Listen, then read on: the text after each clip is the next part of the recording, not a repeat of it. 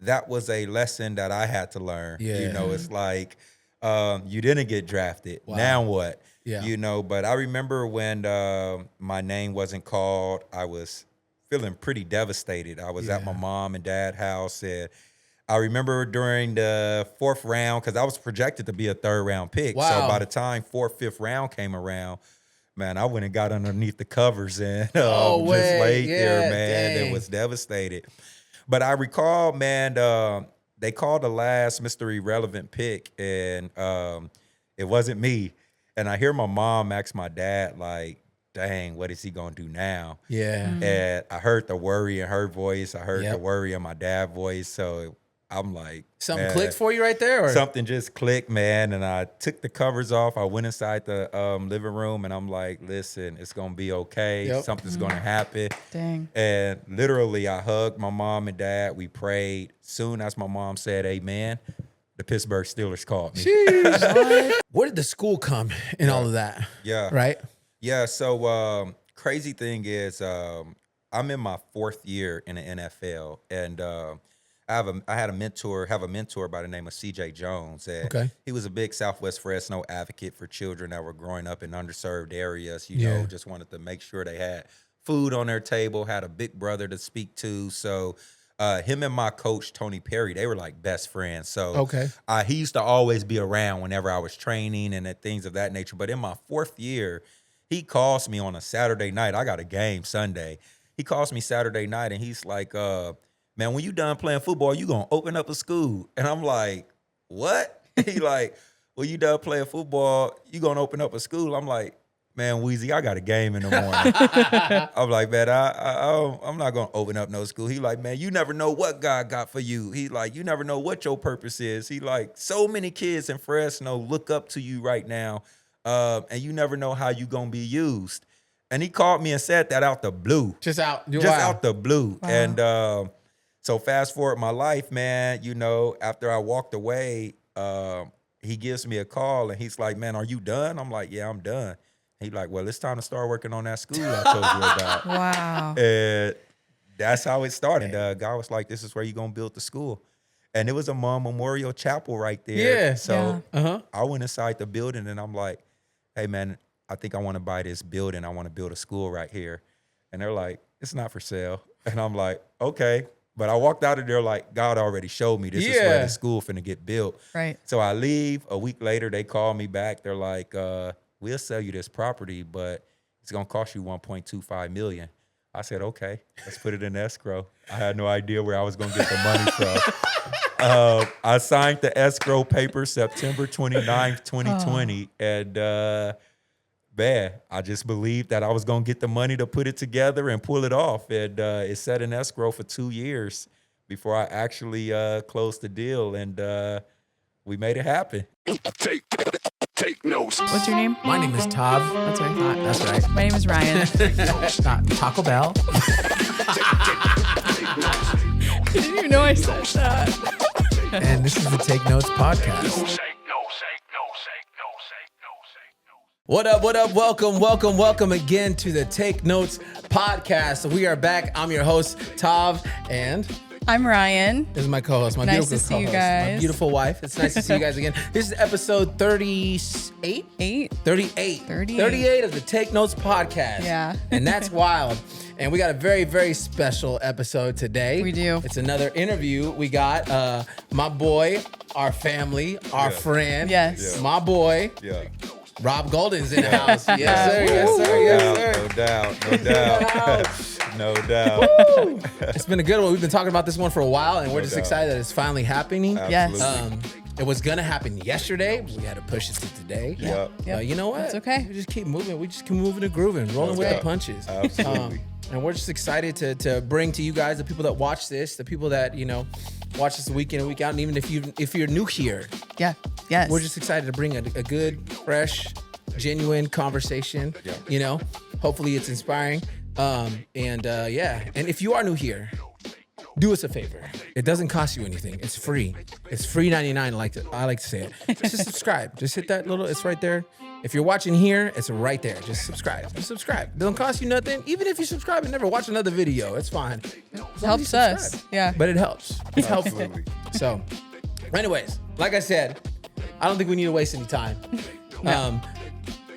Like I said, we got our boy Rob Golden here today. Yeah. Fresno native. I'm gonna rail off just real quick. Edison High School, right? He went to the University of Arizona. Yeah. He's spent 6 years playing for the Pittsburgh Steelers. Black and gold. Although, right. you know, this is a Raiders house. That's all right. is. It's okay. It's okay. It's Yeah. okay. A 3-time captain of the Steelers, right? And we're gonna talk about his story today. He's also the founder of the Golden Charter Academy Yes. School, which our daughter actually goes to. So it's Yes. near and dear to us. Such a blessing. Amazing. Yep. And it's been life changing. Okay, I'm we'll so get into glad that to too. hear. Yeah. So we're gonna have fun with this conversation today. Like I said, Rob Golden is a friend of ours. Yep. We've known each other for I don't even know how many years. It's been a while now. At least 10. It's been a while. Yeah. It's been a while. And we've known each other, all of us, because we all go to the same church. Right. My Yes. wife and I, we work at Celebrate. We've been working at Celebration there, serving on staff there for over 5 years now. It's probably going closer to 7. That's where we all know each other. Yep. And I had reached out to Rob a handful of months back, asking if he'd ever be, open to coming on our show and just talking about his story. Going from Fresno all the way to the NFL, and then what he's doing now, which we're gonna get into. Yeah. Because I just believe it's gonna be such a helpful conversation. Yep. It's that's one thing about if one thing we'd love to do, we shoot for our hope. And what we do here on the Take Notes podcast is that we foster a conversation that we hope to inspire people, to inspire people to chase their dreams, to pursue something that they're passionate about, because ultimately that's what we believe, life is about is because God made us all right in His image, right, and He's the creator, right? Yeah. So He's created us to create. And so if we can find that one thing that we're passionate about, to create something, to give something, to input something into the world of positive nature, right? Yep. To help other people, then we'd be fulfilled. And that's all we would love to get out of this. Absolutely. Yeah. You know what I mean? Absolutely. And so we'd love asking and having conversations with people that we would, that help, create that. And so we're just thankful that you said yes to being here. Yes. Yep. Yeah. And we're excited to get in this conversation. No doubt. So let's start with Fresno. Born and raised here, Yep. right? Talk us about where did it all begin for you? We know where you're at now, right? Yep. You founded the school, former NFL player. Yep. But tell us a little bit about your story. Who is, if someone don't even know who Rob Golden is, Right. tell us your story. Yeah, man. Well, first, it's an honor to be able to just sit here and have a conversation with y'all. I didn't seen your work before. I believe that I am subscribed to you guys' podcast. Thank you. It was an honor when you guys reached out to join me on this podcast. But, for me, man, I'm born and raised right here in Fresno, California, man. I've always been a person that truly believe that you got to find your life's purpose in order to thrive in life. And ever since I was a young kid, man, I got saved at the age of 3 years old. Holy smokes. I can't say the same. Yeah, man. No, I'm not saying I've been perfect ever since I was right. 3, but Yeah. to understand that life has a meaning to it and that you got to find your purpose and live within it. That's something that I've been chasing pretty much my whole life. So to grow up in Fresno, California, in one of the worst neighborhoods that is around this city, especially during the time when I was growing up. Right. I mean, I saw it all, from a high use of drug abuse to killings to athletes making it from my community to you name it, But like I mentioned, just grew up inside of the church, understanding that I had a bigger purpose on my life that kind of kept me on a straight and narrow road, man, which allowed me to reach some of the heights that I've reached. And now I'm just trying to help others do the same. Yeah. Wow. that. I mean, that's commendable for sure. And I'm sorry, I didn't mean to say I wasn't saved since I was 3, so I'm not very, but I just, it's what a blessing it probably is to have grown up in the church, sure. and had been in an environment that would help foster that. Oh, absolutely. Absolutely. Back in the days, they used to say that it takes a village, and where I grew up at, it definitely was a village. It was a community that helped raise me, that poured into not only me, but my siblings, my family. Yeah. Back when I was growing up, it wasn't just your parents that'd get on your butt, but your neighbors would get on your butt too. So Right. it was a lot of people looking after me, but I think they looked after me with more intentions than they did with my siblings because I was the youngest. But I was blessed to get the structure that I had growing up for sure. Yeah. And you know what? That's like, sparks a thought. Like that's, I don't think enough can be said about having adults or adults around in your life when you're young to help shape you, to help guide you along, the right path. Yep. Because I think back all the time, like I said, I didn't grow up in the church, but I did have people around me when I was young in some of my most, tumultuous times in my life, seasons of my life, when I was a teenager, to kind of help me navigate through all that. And had it not been for those adults, and I can name them, you know what I mean?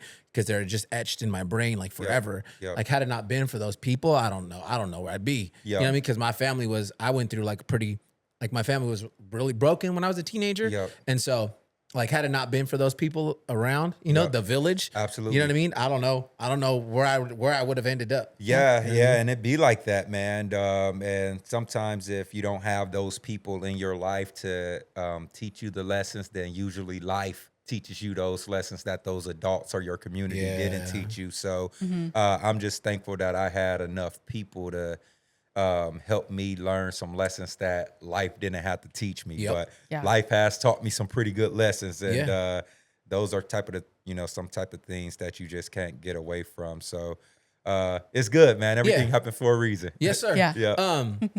So football. Yep. Where did that start for you? Like, where do I mean, we all grow up playing football in the schoolyard or in the street, basketball, baseball, whatever. Was it always just one sport for you too? Like, that's another question?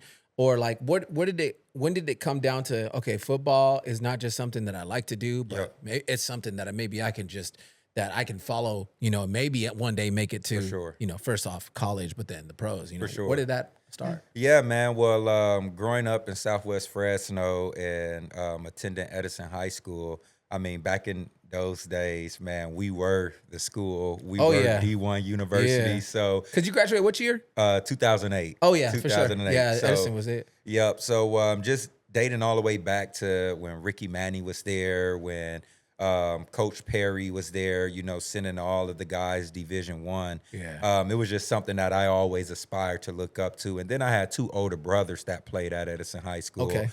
So going to their games on Friday nights, and we have our own little Pop Warner game going on the field, and then watch their game, and then we wake up in the morning and go play. But it was just a culture that my family was, always around, whether it was my brothers playing, whether my dad played, everybody played. But for me, I started playing tackle football probably when I was in the 7th grade. So I was late to the sport, Yeah, because they usually start a little younger. Yeah, they start a lot younger. But, the crazy thing about it is I was never the best player on my team, but I was always the hardest worker. I was always the one that was most dedicated.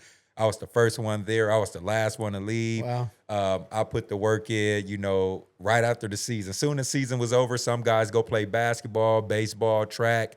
Man, it was always football for me. Wow. So I think, it's just been a testament of God's divine destiny for me, but also just my commitment to work, and I've always outworked the talent that I've always been up against, dating back to when I was in middle school, to all the way till I got to the NFL, man. So my work ethic, my commitment, my passion for what I do, I believe is what allowed me to reach some of the heights that I've reached. But I never was the fastest. I never was the most athletic, but I was just the person that was willing to do the dirty work all the time. No, it's that's great. I love that, what you said, because I think a lot of times, I believe a lot of times, when it comes to like pursuing a dream or something like that, people got to think they got to be the best, or they got to have, a lot of times people look for validation in other people. For sure. So, they're looking for other people to look and be like, man, oh yeah, you got it. Like but could you deal with like doing it and other people not even acknowledging you and saying that you got it, but could you still be willing to put in the work and trust that the work is going to produce something? You know what I mean? Because at the end of the day, like you said, it's like, it's not so much, yes, it's the gifting and the talent. Yep. But at the end of the day, if you're willing to put in that work and just get better, 1% better every day. You know what I mean? Yeah, and that's what it's all about, though. I mean, you look at anything in life, you know, if you're willing to work at it, whatever it is, then you'll be able to accomplish whatever goals you have. You know, I speak about goals all the time, and oftentimes people try to wait for that perfect time to start a thing or that perfect time to do a thing, and sometimes you just gotta get out the boat, get out the boat and swim. And if you don't know how to swim, learn how to swim. And ultimately, man, it's never a perfect time or a perfect idea to do a thing. It's all about the commitment, the consistency, the work that you put into a thing to make something really be able to come to fruition. So, I never was the best, but I was always committed and willing to do the work in whatever it is that I do in life, for sure. And that's evident, though. Yeah. You look at every season, you know, I know a bit about your story, but you look at every season, whether it's, you know, going from, you know, high school to college to NFL. We'll talk about a little bit about that, but then also now to where you're at, you founded the school. I mean, that's like, it makes a lot of sense, you know. Duh. You know what I mean? You just didn't quit. You just kept going, you know? A lot of the times I said this before, but a lot of the times the person that wins is just the person that doesn't quit. No question. You know what I mean? No question. If setback comes, okay, it's just a setback, but you just keep going. Keep going, right? No, absolutely, man. That's kind of where one of the golden rules came from. Never quit. You know, just you never know how close it is or how close you are to accomplishing whatever it is that you're trying to accomplish. And you will never win or you will never see where you're trying to get to if you are the one that quit or give up on your goals. So it's been, you know, a journey in every single thing that I've done. But I've always had this mindset: if I start a thing, I gotta finish it. It's a blessing and a curse, because sometimes, you know, we'll order some furniture and I'm sitting there trying to put it together. Next thing you know, several hours still went by and I'm stuck on this thing. I'm like, I can't stop working on something until I finish it. So some days are longer than others because of this dang mindset. But it's definitely been a blessing and a curse, that's for sure. Yeah, man. I trust me. Been there. Man, I remember we was when we had just started doing like podcast stuff. We were shopping another podcast for something else that we were trying to do, and it was before we like learned about this program that we use now to help edit, and we would have to edit everything, all the cuts and stuff. Like it was manual, right? And we wanted to show the, I guess, what would you call it? Like a pilot episode. We wanted to show a pilot episode to somebody the next day, and we had to get it done. Bro, I stayed up till like 6 a.m. And we had to be at the place at like 8. At like 9, And I'm like, man, but I'm like, no, it's gotta get done. It gotta get like, done. What am I gonna say? Show up and be like, yeah, we just didn't get it done. Like, you know what I mean? Like, no, like, gotta do it. You know what I mean? Absolutely, man. But okay, so Edison. So you're at Edison, and what's that process of like? What was that process like going from Edison and then like picking a school, like getting scouted, because you ultimately went to Arizona, right? So what was that whole process like? Was it like, were you a walk-on? Did you get recruited? You know what I mean? Yeah, man. So crazy thing is, my sophomore year, my freshman year, I came into high school, ended up getting like 11 interceptions. My freshman year. As a on the varsity team? No, so I was on freshman. Okay, gotcha. Sophomore year rolls around, I get 10 picks, and now they're trying to bring me up to varsity in the middle of my sophomore year. Yeah. And they bring me up to varsity, and I become ineligible because my grades wasn't good. So now I have bad grades, so they're like, man, you can't play no more. So my sophomore year ended, and I got 10 picks and just got brought up to varsity. And I had a coach in my life, man, Coach Tony Perry. He like comes up to me and he's like, dude, do you want to go to college? Do you want to make something of your life? I'm like, yeah, absolutely.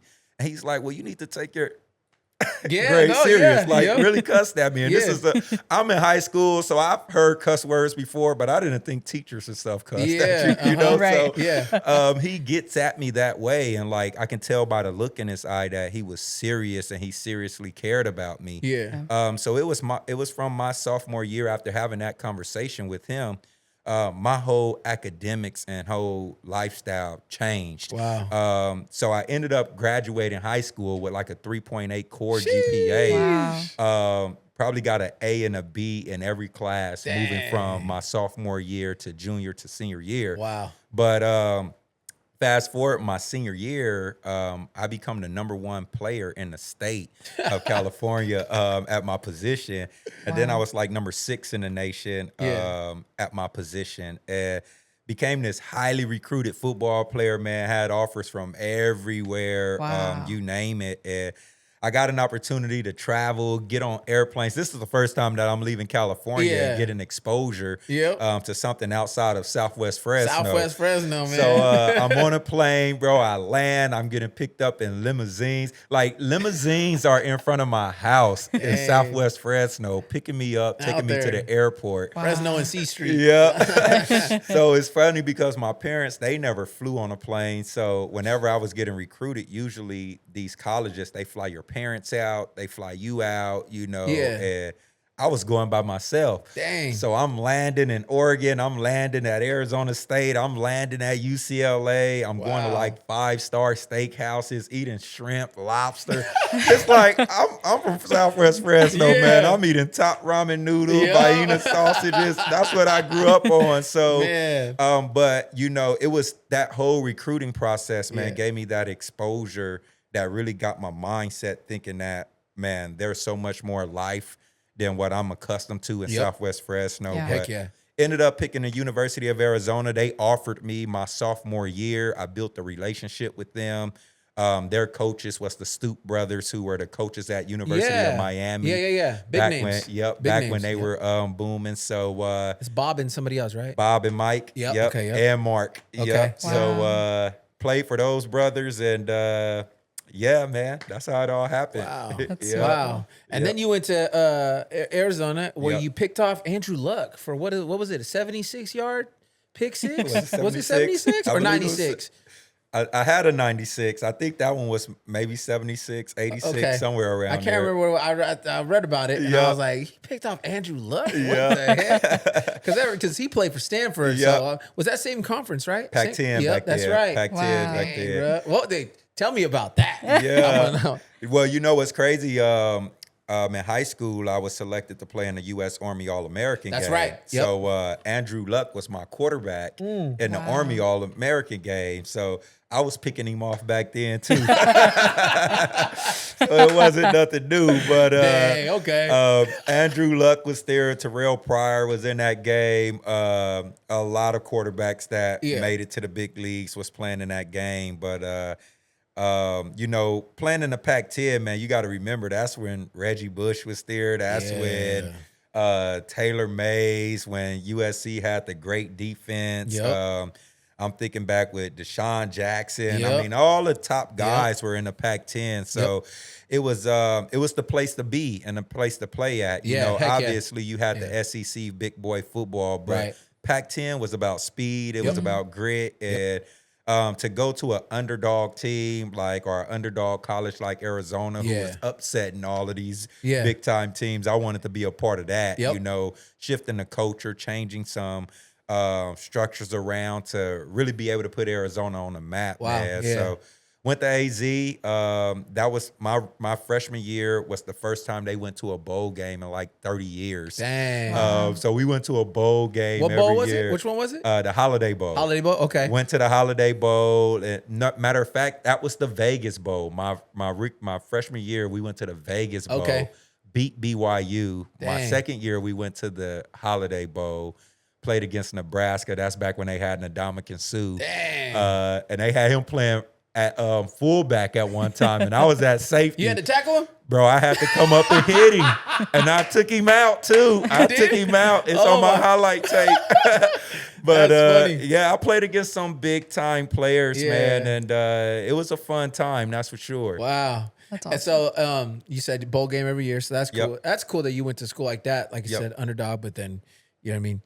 You guys are successful, Yep. obviously, and then now you go to the NFL, Yep. and then what was that process like? Man, what's crazy is, you I think back on my journey, man. It was like in high school, I was the number one player in the state of California at my position. Then highly recruited, and go to college and ball out every year. And then it gets to draft day and my name don't get called, So just going from always being the guy to having to get humbled, that was a lesson that I had to learn. Yeah. It's like you didn't get drafted. Wow. Now what? Yeah. But I remember when my name wasn't called, I was feeling pretty devastated. I was at my mom and dad's house, and I remember during the fourth round, because I was projected to be a third round pick. Wow. So by the time fourth, fifth round came around, man, I went and got underneath the covers and just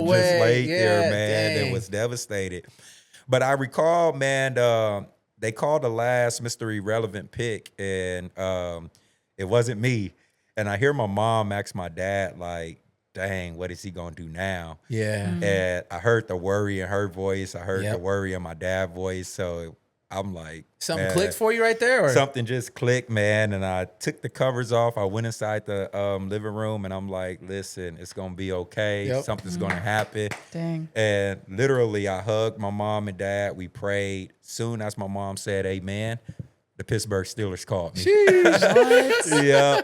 And they're like, man, we want to bring you in. This is an opportunity for you to come and try to compete for the team. And I'm like, man, I'm not just trying to be a camp body. I'm really trying to come in and compete. Yep. And they're like, well, you got Troy Polamalu and you got Ryan Clark, and they're not going to be playing that much longer. They were 10 plus years in the league at that time. Wow. So they're like, you got a chance to be the future. And I was like, cool, send the contract. They sent the contract that day, email. Next day it came via FedEx. I signed it. dang. A week later, I was on a plane heading to Pittsburgh to Wow. try to make the team. And Man. never looked back ever Man, since. and then you just because then you went from there, you 3-time captain. Yes. Man, okay. That's that never quit mentality right absolutely. there. Because I'm thinking in that process, like, bro, you're like thinking, like you said, you're always used to being on top. Yep. Draft day. Yep. You're like, I'm finishing third round. Yep. So I mean, I still got 4, 5, 6. I'm chilling. You know what I mean? 1,000 in the bank. That'd be cool. And then you don't get caught. Like, bro, Yeah. I could imagine that moment, like Yep. just being devastating. But Yep. to like, but you still experienced what Yep. it felt, all those emotions. Yep. But to still have that, you were able to flip that switch and still Yep. know that it could still turn around. Yep. And then boom, like to because a lot of people, I'd imagine. Yep. I don't know. I don't have any experience. Although I love football a lot, I don't have an experience obviously in the league. Yep. But I'd imagine a lot of people be in that situation, go get called Yep. to go try to be a walk on, Yep. And make the team try out, Yep. and they just mail it in. Or They Yeah. just figure it out. They just can be a camp body, or Yep. I'm gonna go and get experience. Yep. But I'm going to the UFL. Yep, I'm yep, going to the yep. Canadian League or something Right. like that. You know what I mean? Right. But like for some, head down and you just worked. No doubt, man. And I think that's just that's a part of life. One of the things is that I tell people is like you got to know who you are and whose you are. Yep. And at the end of the day, I've always been confident in my abilities, and my situation of not getting drafted didn't change how I felt about myself. Yep. So when I went into camp and to practice, I didn't go in there just thinking that I'm finna try out. I went in there like, man, I'm better than all these dudes. Yeah. I don't know why they didn't draft me. Yeah. But the crazy story is, the Steelers ended up drafting a corner and a safety. And I played corner and safety in college. Yep. So a lot of teams were like, they were calling me a tweener. They like, we don't know what you are. They're like, you're not Right. really fast enough for corner. You're not really big enough for safety. So they're like, you're in between. And they're like, if you're not good at something, then we don't know where we're going to be able to play you at. Got it. Fast forward, I get to the league. The Steelers draft a corner and a safety in that draft. I go to camp. I ball out at corner and safety.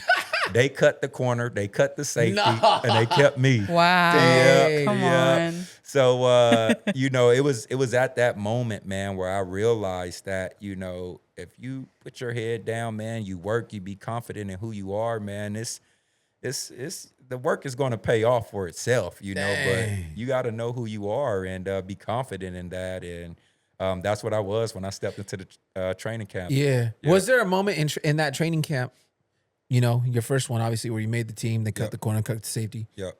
Was there a moment where you felt like, okay, this could happen? Or was it like because I'd imagine you get there, you get to the point, you make the team, you make it past the first couple cuts or whatever, and you're all right, I'm here now. Yep. Was there a moment where where you realized, okay, this could really happen, or just like you didn't know until it happened? Man, crazy thing is throughout my time, because you got OTAs, you got mini camp, then you take a break, then you got training camp, then you got preseason. So the whole time I'm there, I'm balling out. Like, it's not even close. I'm looking at other guys, and I'm looking at guys that's been in the league for a long time, and I'm not throwing no shade or anything, but it wasn't even close, And so crazy thing is I ball out, but I'm undrafted. Yeah. And fourth preseason game comes around, and I'm starting because the starters don't play in the fourth preseason game. No. So I get out there, man, and I pull my hamstring. I'm undrafted. If you get hurt and you an undrafted player, especially on the last game, you're done on the last game. So I'm like, oh no, man, it's over for me. And all my teammates, Troy Polamalu, all of these guys, they're pulling me to the side and they're like, man, you're gonna be okay. It's gonna be okay. And I'm like, man, how y'all gonna tell me it's gonna be okay, man? Like, y'all cool, y'all cool. I gotta make this team. And I remember, man, the next day was cuts. And it's like, if you get called by 3 p.m., you got to come in and turn in your playbook. But if you don't get a call before 3 p.m., more than likely you make the team. So I'm sitting in a hotel and I'm just waiting. And I'm probably on draft day all over again, bro. Yeah, man. So it's like 2:45. And I call my mom and dad, and I'm on the phone with them at 2:58. I remember it like it was yesterday. 2:58, I get a phone call. And I'm like, oh, no, it's a 412 area code calling me. Yeah. And I'm like, should I click over? And my mom and dad like, yeah, click over. You like, if I don't answer, it's not going to happen. Right.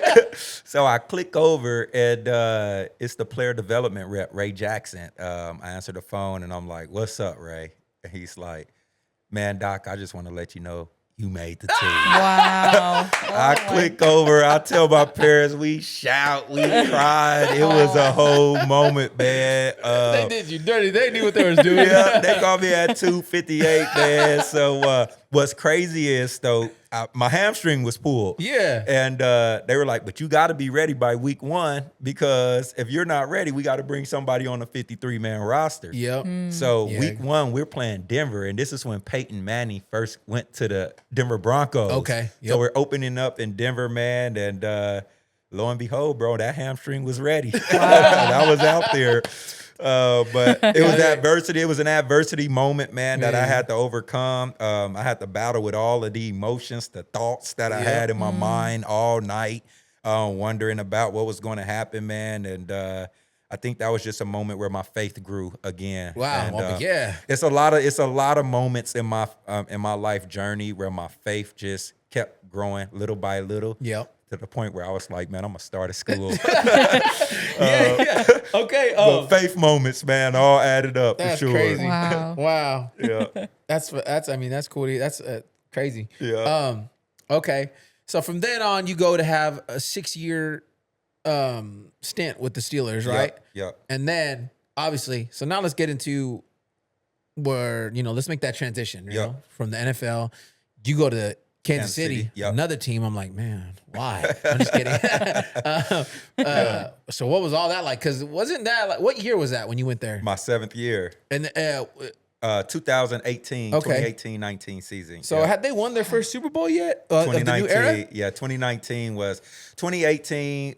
They went to the AFC Championship, lost to Tom Brady. Yep. And so next year, you would have been a part of that. I would have been a part of that. Okay. For sure. But what happened? Man, reality hit me. You know, it was crazy because I was playing for the Chiefs after I left the Steelers. And one thing that is true, Steelers, Pittsburgh, that's football heaven. Yeah. So once you play for the Steelers, it's hard to play anywhere else because the Steelers, they treat you like family. The Rooney family is all about bring your family to work, come in, get your work done. Once you finish, go home. There's no micromanaging. It's just, you know, a family-like atmosphere. Yep. And then playing for Coach Tomlin, man, he's a Legendary. mentor. He's a Hall of father Famer. figure, Hall of Famer, no question about it. But then I get to Kansas City, and people always say, man, the NFL is a business. It's a business.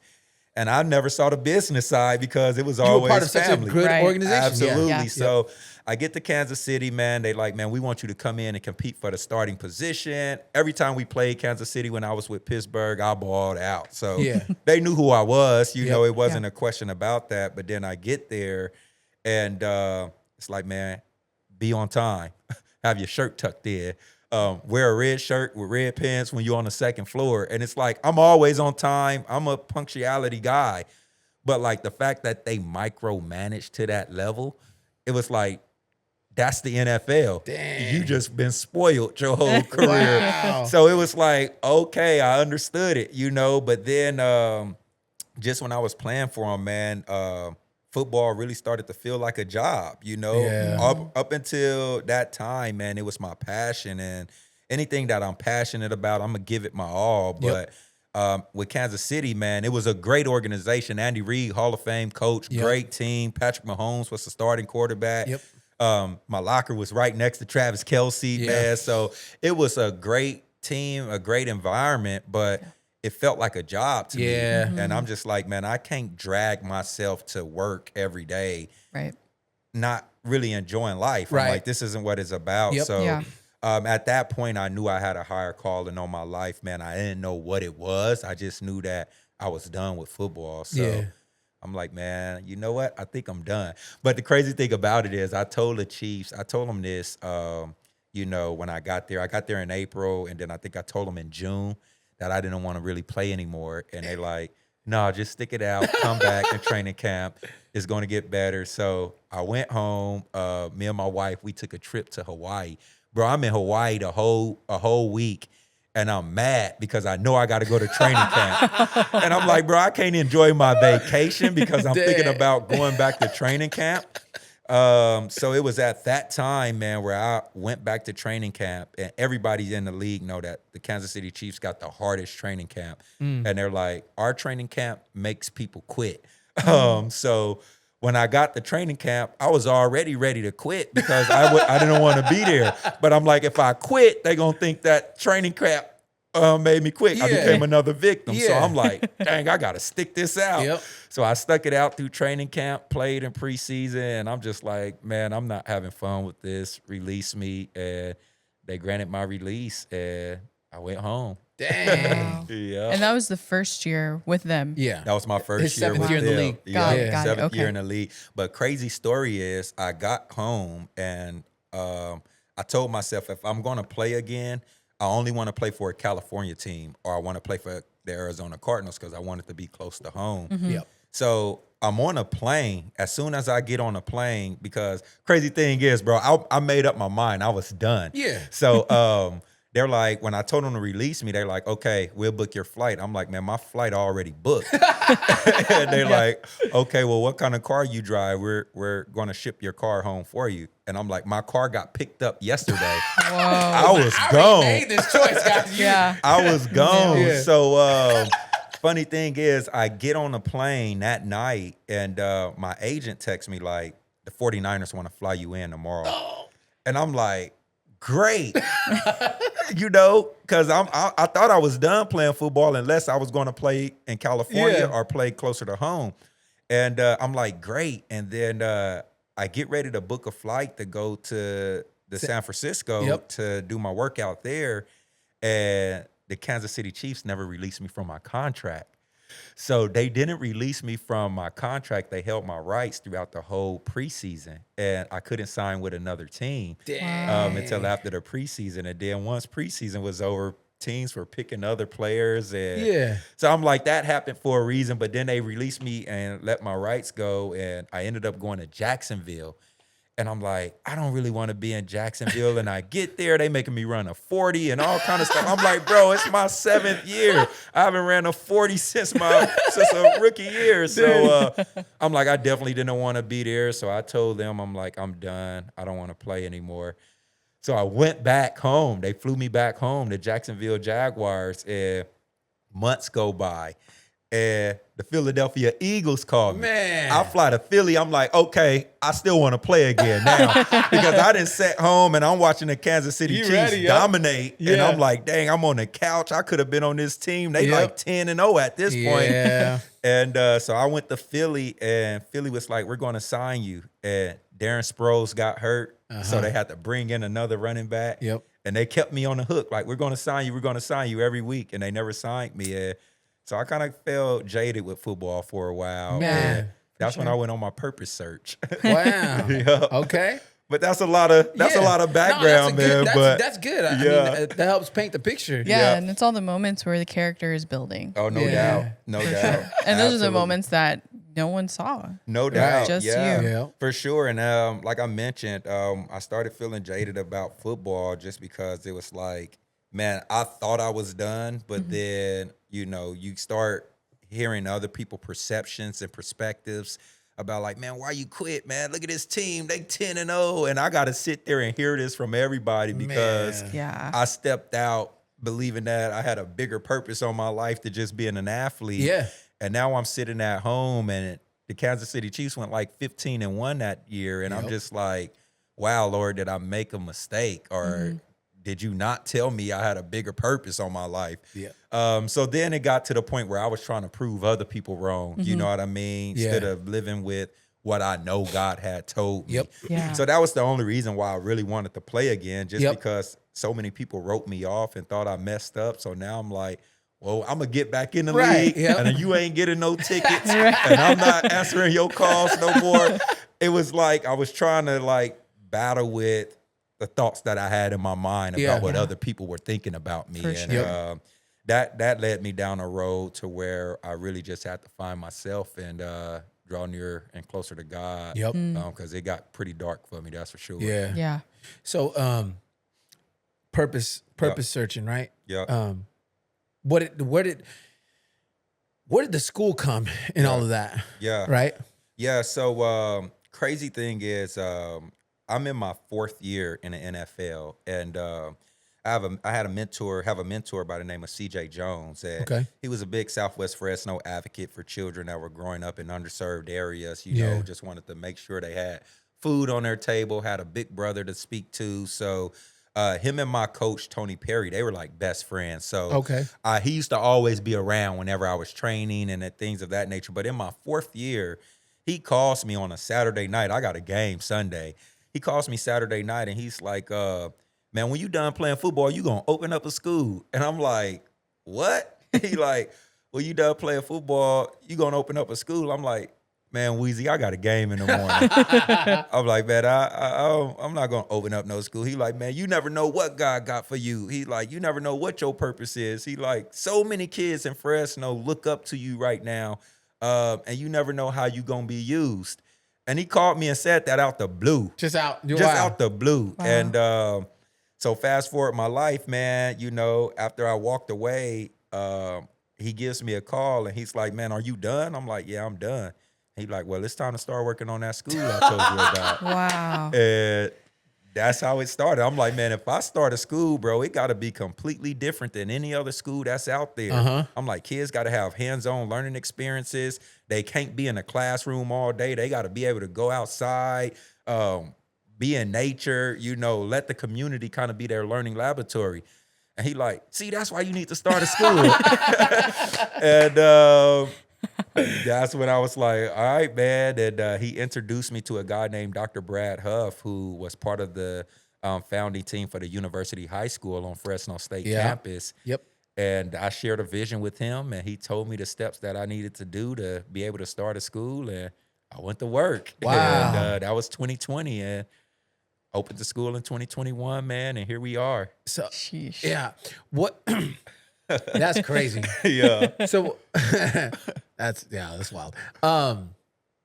What led you to center in or hone in on environmental stewardship? Yep. School, like Yep. what? Yeah, why that? Yeah, man. So dating back to when I was in high school and I got on that airplane and I got an opportunity to go get some exposure to something that was different than my neighborhood. Yep. That is when I knew that I wanted to give kids experiences and exposure outside of the environments that they were accustomed to. Yeah. So when I got exposure due to football, I was like, how can I give kids exposure due to academics? So I'm like, how can we utilize our community, nature, our environment as an opportunity to educate kids? Yeah. And it counts as their educational minutes versus being a field trip. So that's when I was able to connect with a lady named Dr. Rosanna Ruiz, who was the environmental educator for Fresno State.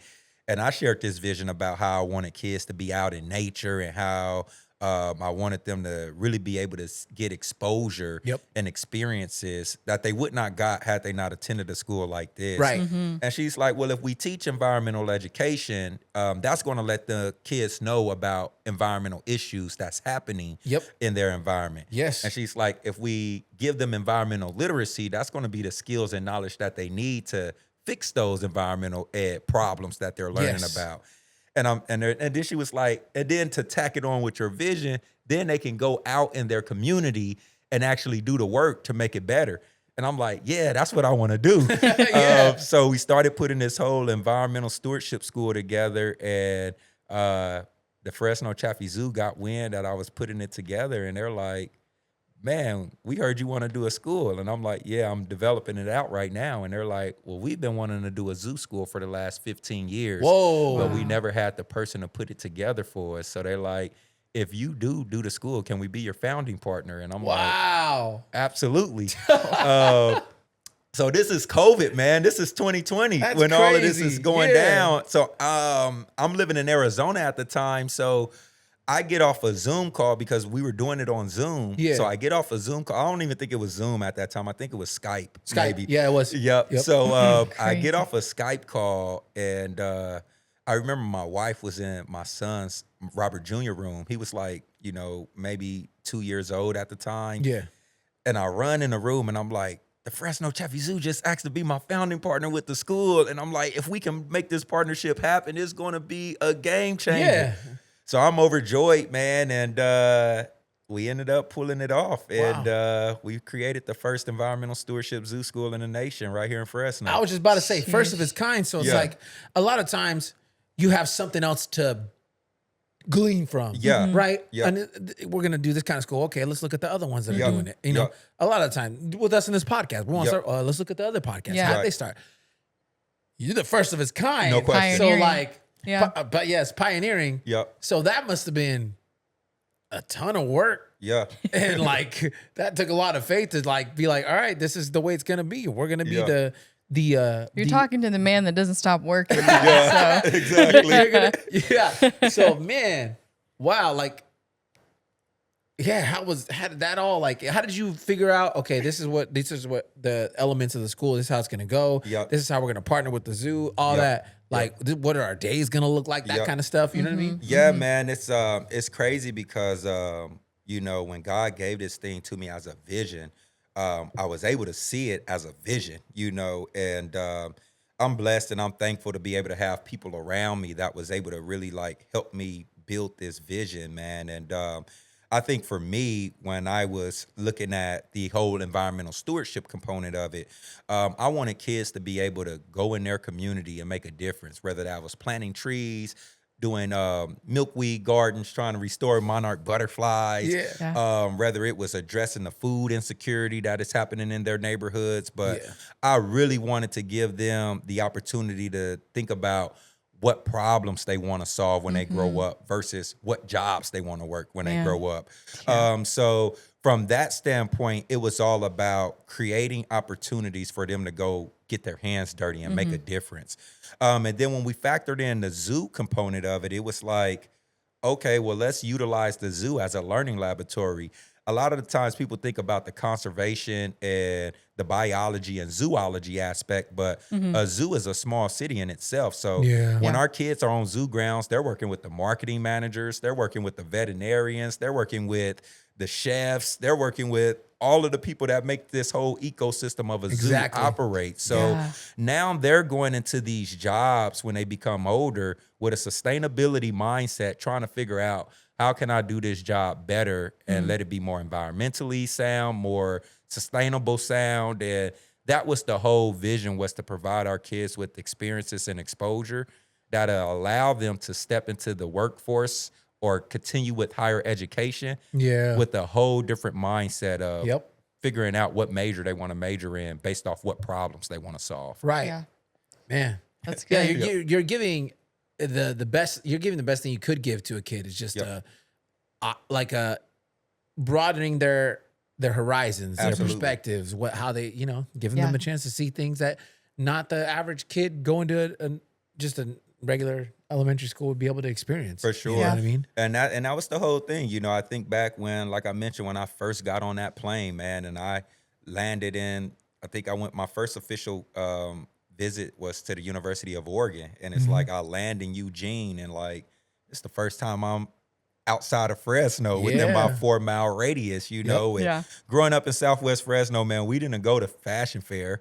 We went to the Fulton Mall. That's right. Yep. I never went past Shaw, you know? So to be able to go to college and get on a plane and see something different, I'm like, how can I provide those experiences to kids so that they fall in love with academics the way that football made me fall in love with academics? Because without my academics, I couldn't have gotten recruited. So now I'm like, what can I give to kids to allow them to love academics first? And then if you want to play sports, great. But we never been a sports-driven school because I really want kids to fall in love with academics first. It's not the first. focus. So that they can then thrive in sports if that's something that they want to do for sure. That's so good. And how amazing that the school ended up being just naturally in Southwest Fresno because of where the zoo's at. Right. You know what I mean? So did that also play a role in like you deciding whether or not to actually, partner with the zoo as them being, co-founding the school? Yeah, well, it's crazy, man, how it all happened because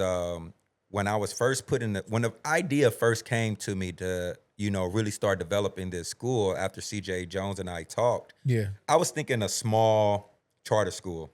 And I'm thinking something like New Millennium. I'm not sure if you guys know that school. I don't know. Okay. I think one of the only ones I know is like Daily. I think that's like. Yeah. Well, like it was local. It was more of a learn for life type of model, something small though, you know. And I remember I talked with this one guy, and he's like, man, if you're going to do it big. And I was working through some financing things, and he was like, if you're going to do a school, do it big. And he was like, I can probably get you $50 million if you go big. So long story short, he didn't get me $50 million, but he planted a seed to make me think big, you know? So when he planted that seed and I started working with the Fresno Chaffee Zoo and we finalized the partnership and things of that nature, I started driving around the zoo just looking for land where I could build a school.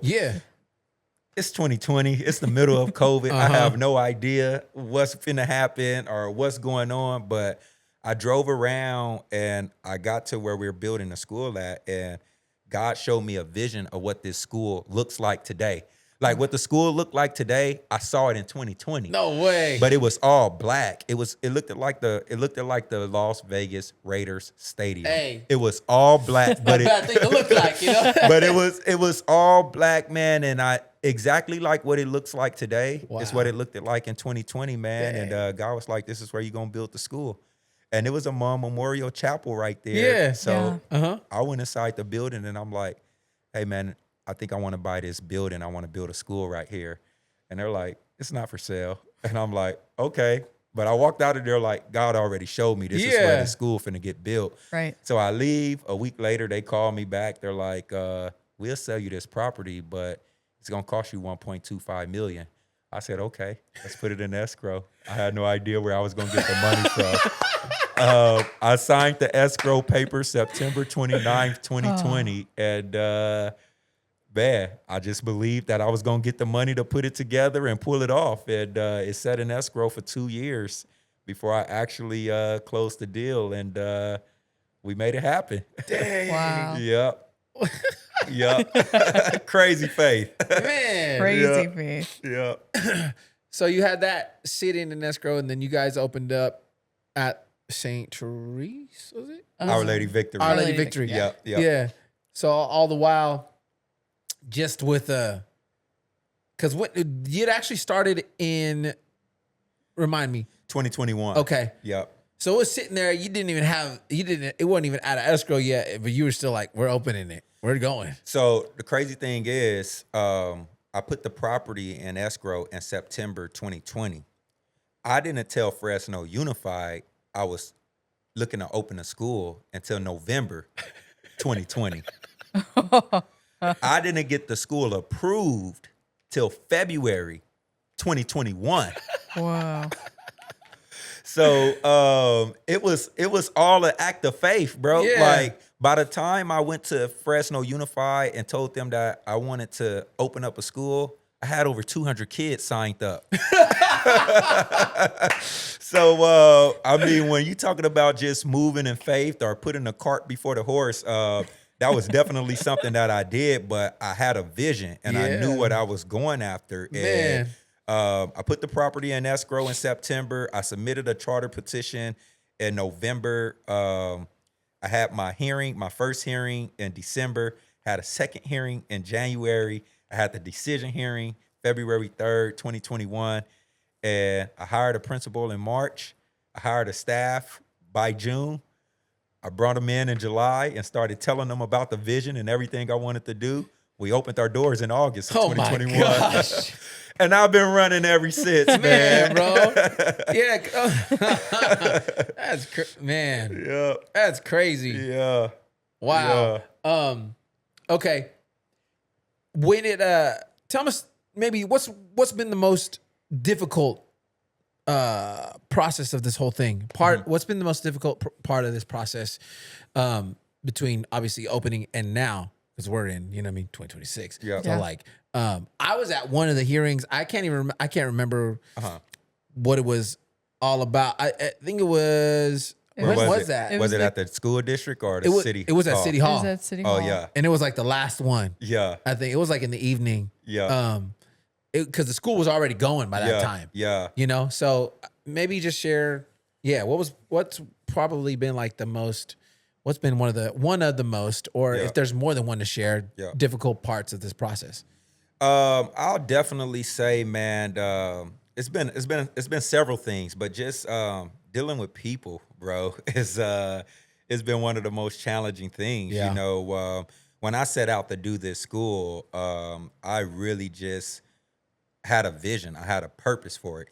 I didn't do this school to benefit from it. It's a nonprofit, you know what I mean? So it's not like I could develop this school and make millions of dollars off of it. Like, bro, I didn't put more time in than the school has given me, you know what I mean? So I never saw this school as being an opportunity for me to come up, you know? And I think whenever you're dealing with public education, there's a lot of politics that gets involved with it. And for me, when I got into this work, it was all about doing what's best for kids, giving kids a different experience, transforming the paradigm of education, reimagining what it could look like, and making the decisions that's best for kids. Yeah. But when you talk about like education as a whole, kids are funding, so the more kids that show up to the school, the more funding you get. Yep. But when your school districts are losing kids and you got charter schools that's gaining kids, now you're taking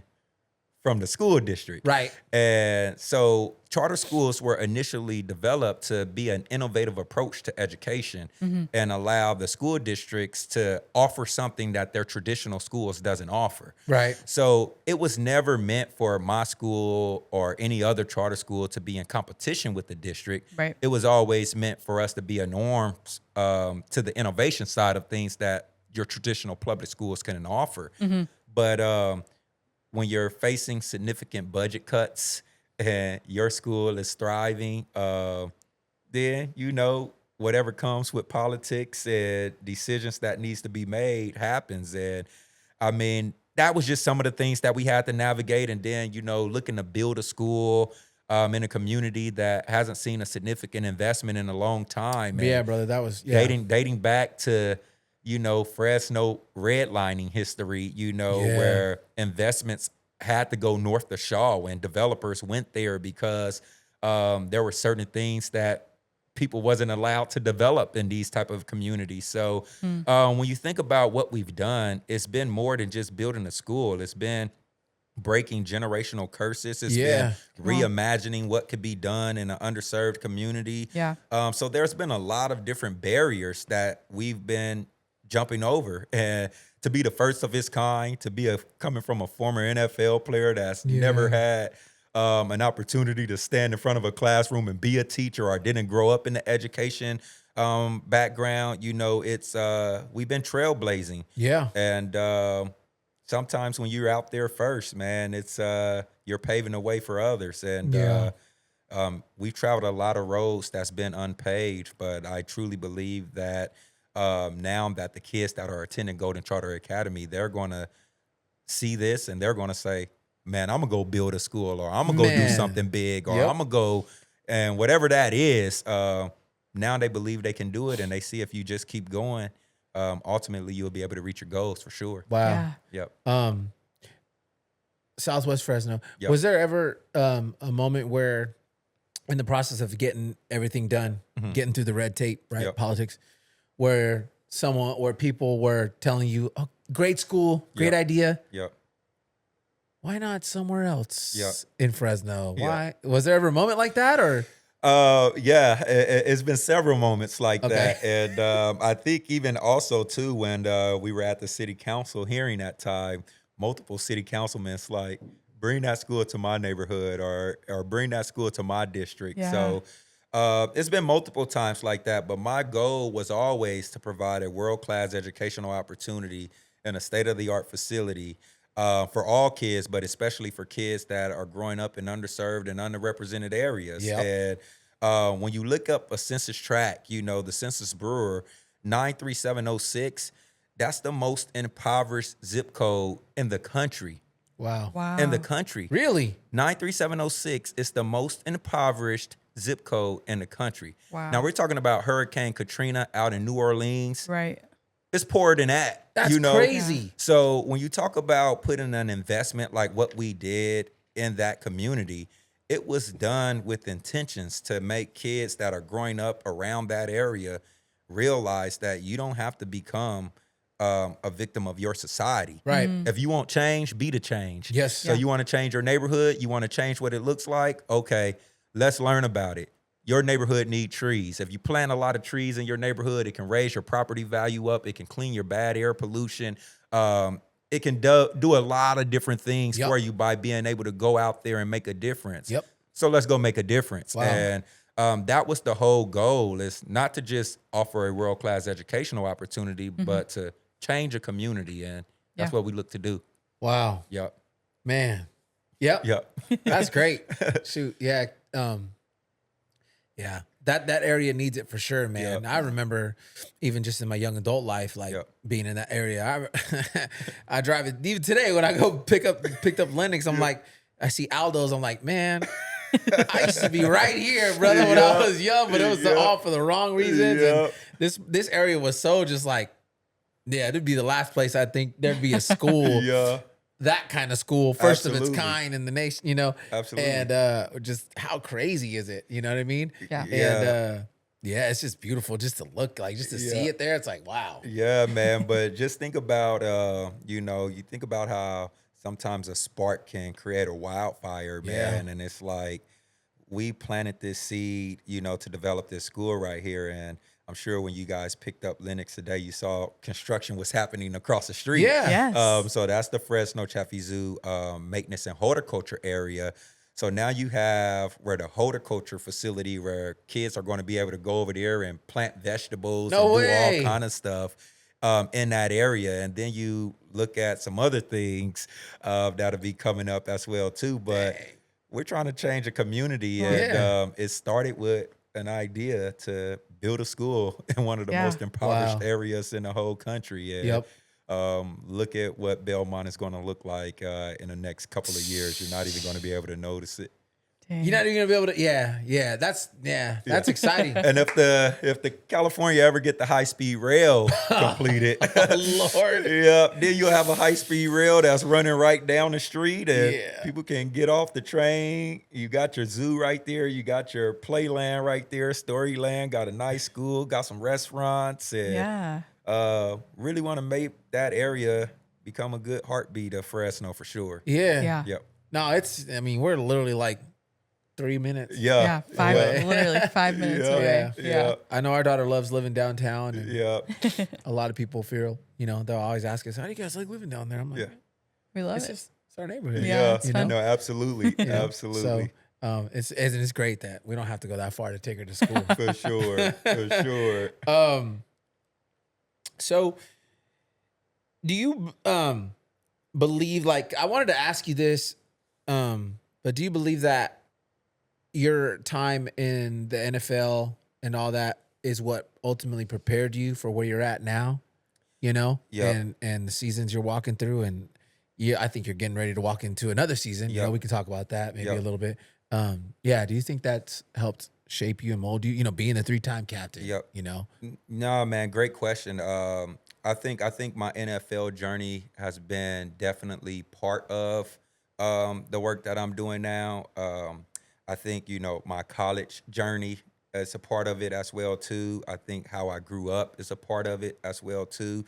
But like I mentioned, man, it's just been a lot of little moments that then took place in my life where my back was up against the wall and I've seen God come through for me. That made me like, okay, I'm gonna go after that. And when I think it's not gonna happen, here come God. And then I'm like, I'm gonna go after that. And then when I think it's not gonna happen, here come God. So that's been my life story, man. And I think every, decade of my life has played a significant part in it. But being in a locker room with the Steelers and being amongst guys that come from all over the world, come from different backgrounds, different beliefs, but to be in one locker room and have a goal to try to win a Super Bowl and get everybody on one accord, that is something that I believe has played a part in helping me lead, my staff and my team to buy into this vision to really try to change the paradigm of education and help kids. So, yes, the NFL has been part of that journey, but also a lot of other little moments that added up to get us to where we at today. Yeah. That's awesome. When people, 30 years from now, when people bring up the name Robert Golden, what do you want them to see or think about, when they bring up that name? Do you want to be remembered for what you did on the field or what you're doing now, or or a combination of both? Yeah. And, I see myself as a vision builder, man. Like, I get a vision and I go after it. And whether it was to go to college, whether it was to go play in the NFL, whether it was to come back and start a school. But, if I be completely honest with you, it's like the milestones that I've reached, bro, it's like whatever to me. You know what I mean? It's not and I say this respectfully because I don't never want it to come off as like I'm not grateful or thankful. Right. For sure. But it's like it doesn't surprise me that I made it to the NFL. It doesn't surprise me that we built this school. Like, I'm not celebrating and all happy because it's like it was supposed to happen. And it's like when I was playing in the NFL, bro, like it was like I'm supposed to be here. And it really didn't hit me until I sat on the couch and I watched a football game for the first time. And I'm like, dang, I used to do that.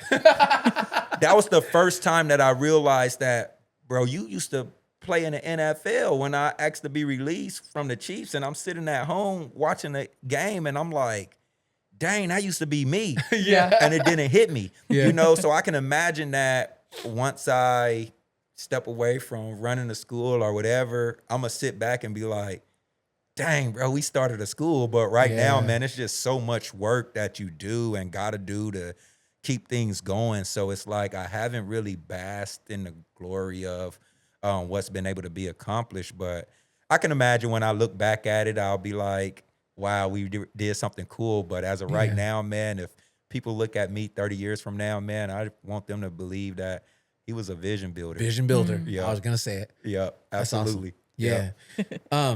So how many more schools? Is it just this one, or are you? Well, I will say that, the goal has always been to go TK12. Okay. So ultimately, I will definitely be developing a high school. Let's go. At Fresno. Let's go. For sure. But again, bro, I'm not an educator. I'm a vision builder. Yep. And the vision was always to go TK12. Yeah. And then when kids select what college they want to go to, they're going to select what college they want to go to based off what zoo they're going to be working at. Dang. Or what zoo they want to volunteer with, So that was always the vision for kids to go to high school and go from being in place-based learning to work-based learning. Yep. So now instead of going to the zoo to allow that to be your learning laboratory, you're going to the zoo as your job. Yeah. So that's always been the vision. So I got to complete the vision. Okay. And I won't stop working until I complete the vision. So maybe That's Lenny right. will be going to the high school then. Come on. She did ask at one point. She did, I wonder if Mr. Golden would ever open a high school. What, fourth grade? She's third She's grade? Yeah. Oh, yeah, it'll be ready. Let's go. Let's go. It'll be We were ready. wondering too. We were like, Let's go. are we going to put her at university? Yeah, I was all thinking that was the only one I could think of. University High School. Which is a great Yeah. school. No, Yeah. man. The plan is so our kids that started with us in TK, they're now in fourth grade this year. So by the time those fourth graders get to ninth grade, we want to have a Let's high go. school for them. So Let's go. she'll be the second freshman Let's go. class. Dang, Hey, that's we so gonna neat. watch this. Yeah. What 5-6 years There from we now? go. You're gonna be Yeah. like, dang, he said it. Go and say, hey, this is gonna be on YouTube forever. Yeah. That is. Yep. But no, man, I didn't get into this work to be a school developer, That's man. awesome. But if I get a vision to go do something else, then I'll look to go do that. But awesome. Right now, man, I'm just trying to complete this vision and make sure that it runs like a well-oiled machine. Job's not finished. Job's not done. Job's not done. Hey, well, I do want to say, man, thank you, bro, for Yes. being committed to the dream, Absolutely. to the vision. Yeah. Godsend for us when it comes to Lennox. Yeah. Like, because we were like, she was getting ready to go to school at a time where it's like, man, there's so many we can get into politics and all that. Yeah. But I'm just like, where are we going to send her to? Yeah. Where it's like, where we believe that she's going to get what she needs and not, more than that, nothing more, nothing. Yeah. You know what I mean? Yeah. No, I got you. And then, your school popped up and then I think it was like second year, right? Second year in its existence. We're like, that's it. That's gonna be it. Yeah. Like it was almost like a no-brainer. Yeah. Like it was just like this was meant to 100%. be. Yeah. Like she's meant to go here. Yeah. I think you even asked at one point in time, but I was like, yeah, bro, like Yeah. that's what that's all. That's our only option. You know? Yep.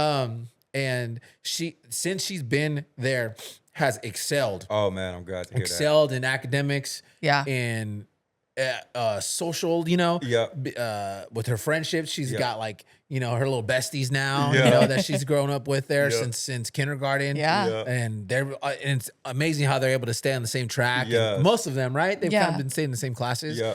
And so, man, thank you. Thank No, you. Because absolutely. it's been something that we don't even have to worry about. Man, that's Or think twice about, you know. that's awesome. So And I'm glad to hear that, man, because whenever you're doing something new or building something new, you gotta get the kinks out, you know. And that's one of the things that I was telling my staff yesterday. Was yesterday the first day of school? Yeah, it was. yeah. So one of the things I'm talking to my staff about is like, man, the fact that families trust this idea to send their kids to this school to be educated, like we don't take that for granted. You know what I mean? And it's like we always got room for improvement. Yep. We always got ways to do things better, but One of the things that I just ask our families that work with us or that send their kids to the school is like, have some patience, have some grace. Absolutely. Because when you're doing something for the first time, like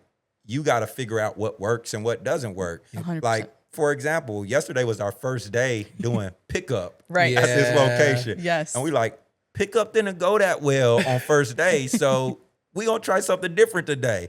And that's just been the whole motto. It's like, man, what can we do to continue to make it better? So, man, this past school year, our TK kids that started with us that were now in third grade, that was their first year ever being able to do the state testing, man. And they grew more than any other kids in the whole state. You know what I mean? Wow. They put up 38 points growth in ELA and over 48 points in math of growth, with 90% of your kids being social economically disinvested and over 50% African American students. Like, there's not another school that has that demographic makeup that showed that type of growth. You know what I mean? Yep.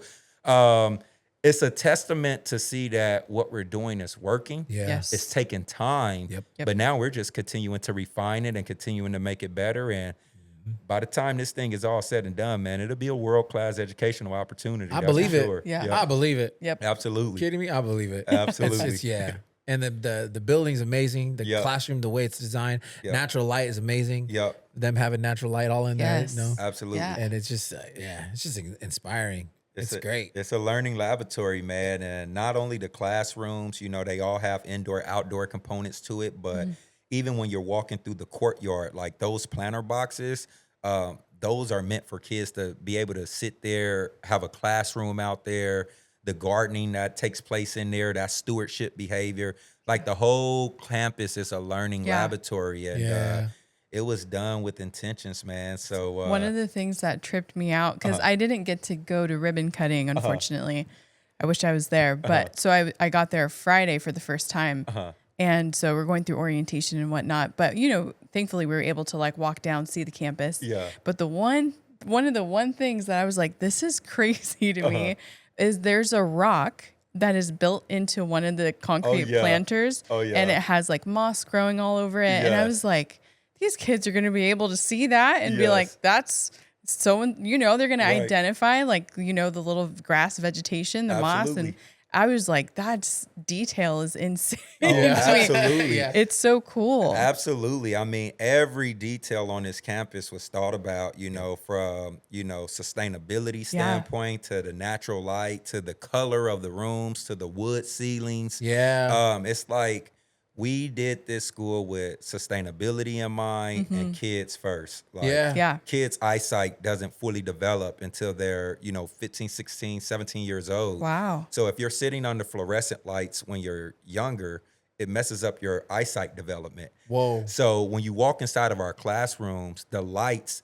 either brighten or dim based on how much light is shining in from the outside. Wow. So we took every thought into, consideration. The wood ceilings, it matches our mission of environmental stewardship. So we partner with Bay Area redwoods. A lot of those trees that are old, they get chopped down and get turned into mulch. We're like, no, we want to repurpose those trees. So every single one of our classroom has natural Bay Area redwood as the ceilings, But it's so many other details, from the shapes of the desk that's inside the classroom. The circle windows. The circle those are windows. cool. That's the coolest thing. It's a learning laboratory, man. And kids are learning and not even knowing that I'm learning. It's just coming natural to them just by being inside of a learning laboratory. That's like amazing, that. That's bro. beautiful. You know, that's amazing. Because I think, that's one of the issues, I think, or one of the things that I see that's like wrong with, a lot of schools and districts and stuff. And it's like, they're not, I don't feel like there's so much about the kids, and they're just kind of throw them in there. Yeah. And teachers are like ill-equipped. Yeah. And teachers are asking parents for money Yeah. for things and Yeah. all that. And Yeah. I'm like, dang, like, when, you know what I mean? It feels like they're like the last thing. Like, it's just Yeah. more about getting the kids in the seats so they can get Yeah. the money. No question. You know what I mean? No question. Yeah. Well, I mean, especially when you're looking at bigger school districts, Yep. And I really didn't understand the whole business side of it until I got involved in it. But I remember when I was in elementary, and I missed a couple of days of school or something, and here they come calling, and I'm like, why are they calling so much? Because you got to clear that absence because that school depends on that revenue. Right. But at the same time, too, like that's how kids are taken care of. When you got a bigger district, they got facilities, they got curriculum funds, they got food funds, they got all these different types of buckets of funding that allows them to operate their schools. But when you got a charter school, we got to take care of our facilities. We got to take care of our food program. We got to take care of everything with just our ADA funding. So our money got to go a longer way than what your traditional public schools money go. But for us, it was all about, man, we want to make this school feel like a private school, but it's a free public school. So we got uniforms, but we're going on trips. We're doing all kind of different things to give kids a real experience as if they're paying for a private school, but it's free. And that's why we really want our families, to understand our mission, understand what we're doing, be involved, show up. Because we do a lot for kids and we make, our resources go a long way. And if we're going to do this, make sure when your kid come, they're ready to learn. They're taking it serious. Don't use us as a babysitting school, that's something that we've been working with just to try to get families to more committed to making sure that their kids are on time and doing the right things. And it's been a learning. Are ready to go. It's been a love of just nurturing not only the kids but the families. And awesome. To see the buy-in that has come with all of it, it's been amazing for sure. That's awesome. Well, like I said, man, thank you. Thank you 1,000 times over. Can't thank you enough. Thank you, bro. So what's next in the seat? I know we just talked. You're moving, right? What's I'm news to me. No, no, man. I think whenever you're trying to do something great or whenever you're believing for something bigger than you, you got to be willing to get out the boat sometimes. And oftentimes when you get comfortable or when you get used to doing the whole mundane of things, waking up, going to work, go home, go sleep, come back, do it again, you can build this repetition of doing the same thing, staying in the same place. And it's nothing wrong with that, but for me, I'm always like, what's next? What's the next thing? What's the next problem? Next mountain? What's the next mountain, And like I mentioned, my whole journey and my whole dream was to start it, build it, and then let the educators do what they need to do to make sure that they operate it with excellence. And we didn't got it to the point where it's a school now. I don't need to brand it. I don't need to fundraise and do all of the things that I needed to do to help my vision come alive. Here's your school. It's the best one. Go run it with excellence. And now that'll give me a chance to get out the kitchen and be able to see what's the next move, what's the next strategy. And those are some things that I'm developing out right now. But at the end of the day, I'm a vision builder and I have a lot of visions and I'm just trying to figure out which one I'm building next. Man, that's awesome. We're excited. We're excited to watch We're excited. We're excited for the high school. Absolutely. Absolutely. Man. Yeah. I feel pretty good about where we're at. You got anything? No. It's been a pleasure, learning more. Learning more about the story. Absolutely. So. Do you have anything for us? Any other thing you'd like to share or ask us? I think for me, man, just letting families know that I think a lot of the times, our perception is we're a private school. You know what I mean? Even when we were at OLV, the kids that went to the school across the street, Holman, they're like, oh, that's the rich school over there. Whenever we used to scrimmage them, they used to come over there like, this the rich school. And their parents used to always ask, like, how much does it cost to go to this school? And I just want people to know, like, it's free. It's a public school. And I think a lot of the times families have shied away because they were worried about the cost that's associated with it. So, to just be able to shine a light, on the school and let people know that we accept all kids, no matter what zip code you come from. If there's available spot for you, then you're more than welcome. And So to shine that light, man, is one thing. And then also too, just understanding that in this next phase of my journey, you know, I really want to be able to help people make their mission, vision, and, you know, goals be something that people can actually experience. You know, oftentimes people have these big ideas and these big visions, but they don't know how to turn it into something that's actually becomes an experience. So I want to help people do that through public speaking, through workshops, through strategic advising, and want to make a bigger impact, man. So we're going to keep growing. That's for sure. Man. Yeah. Come on. But you know what? Just like you said, sometimes you do got to get out the kitchen. No question. You know what I mean? No question. Actually, not sometimes. Take notes. All the time. It's important for any visionary, any leader Yep. to at some point Yep. get out the kitchen. No question. Because you got to grow. No question. You know, you can't pour into something if your cup isn't empty. Exactly. You know what I mean? Exactly.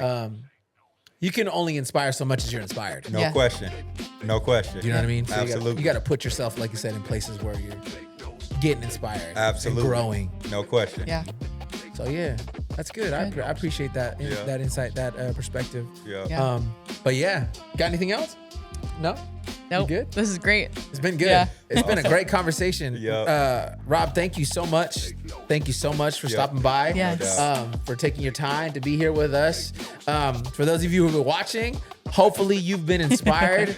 You've gotten something out of it. You know, like I said, that's our aim. That's our hope Yep. with every interview that we do. Yep. You know, that it would inspire, that it would help, you know, maybe drive you to pursue your passion or your, you know, Your purpose. your purpose. Absolutely. I was trying to, purpose, your dream, whatever it is. Yeah. Because we all got it. We all got something. No question. You know, Yep. God's gifted us. God has a plan for each and every one of us. Yep. You know, and we're created to be creative. Yep. So, but yeah. So we just hope that, like I said, you've enjoyed this conversation. Yep. If you're not subscribed, please subscribe. If you're joining us for the first time, thank you first of Yeah. all for being here. Yep. Thanks for watching. Thanks for tuning in. We do this every week, every Tuesday. Yep. We say Tuesdays are for take notes. That's right. You know, so we gotta, so every Tuesday, set those notifications, whatever it is you need to do, Yep. and join us for some fun conversations because you're always gonna get a good one every time. No Yep. doubt. I'm good. I ain't got nothing else to say. Thank you again for being Thank here. you, Yes. man. Thank you, Rob. guys. Thank you. Thank you for watching, and we'll see you guys next week.